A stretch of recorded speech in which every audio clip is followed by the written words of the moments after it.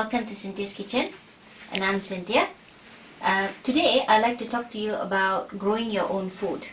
Okay, so as many of us, we usually go to the supermarkets and we get whatever food, vegetables that we need.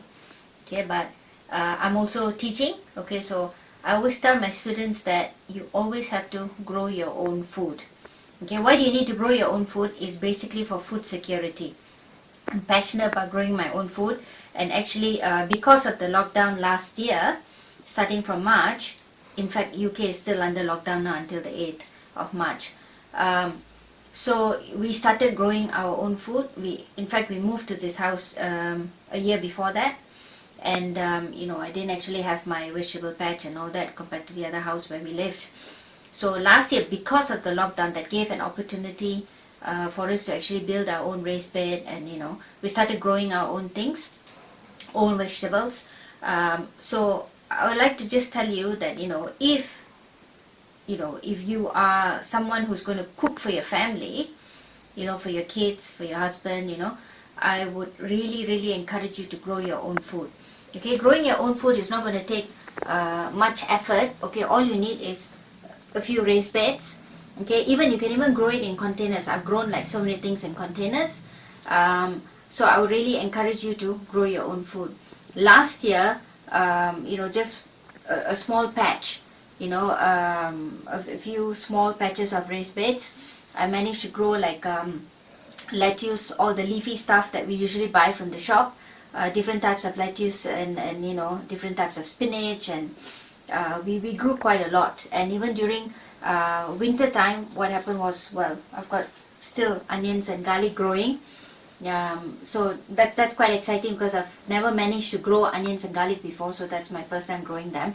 I'm going to see what happens this summer. So growing your own food means that you're going to get like proper organic food, which is free from pesticides, free from a lot of like things that which shouldn't be in your food actually. Okay, so I would suggest that you grow your own food, and maybe in another video I would actually show you our beds and all that, because we've got high wind today, as you can see. The wind is blowing. So but I will show you in the next video, because we are going to build another 2 more large raised beds, and I'm going to grow more food this year. I'm just trialing and doing a trial and error thing to see what works and what doesn't work. But for the climate that we are in the northeast of England, so a lot of the leafy vegetables actually work. Lettuce is it just grows wildly within a month. Within 30 days you can actually get a good harvest.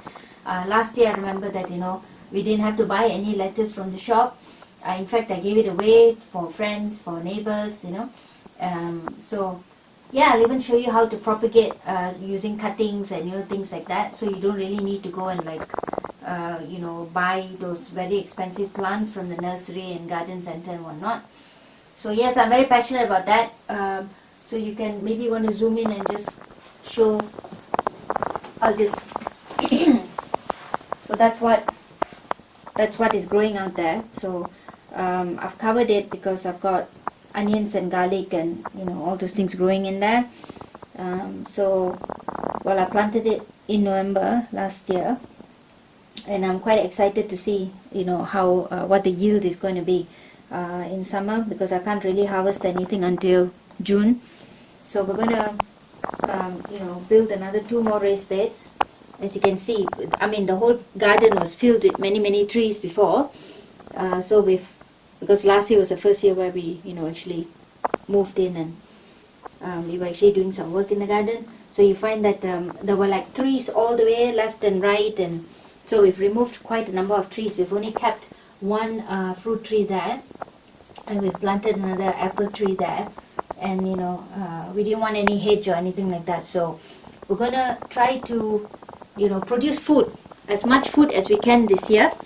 And last year we also managed to get loads of potatoes. We managed to get loads of potatoes, and we made the filling for curry puff, another Malaysian food, street food. So we managed to make the filling for curry puff, and we actually froze it, and that actually fed us for quite some time. So it's really versatile. I mean, I can go on talking about gardening if you allow me. I can just go on talking about it. But I would encourage everyone, if you are cooking for your family, your kids, your children, your husband, whatever, grow your own food. Grow your own food, okay? And you find that the food is actually, it tastes different, it's more delicious, and it's organic. It's free from pesticides and all those chemicals that is actually on your food. The ones that you actually get from the supermarkets and whatnot. Yeah, unless you buy organic, of course. But then organic is very exorbitantly priced anyway. So you have a small space like that. Our garden, we are quite blessed because our garden is quite big compared to the other house that we had. The house was big, but the garden was small. This one, the garden is big. So you can see that there's loads of potential. So as we go along, I will also update you about what we've been doing with the garden and the food that we've been planting and what we've been harvesting, and we'll see what we can do. Okay, so until the next, see you then. Bye.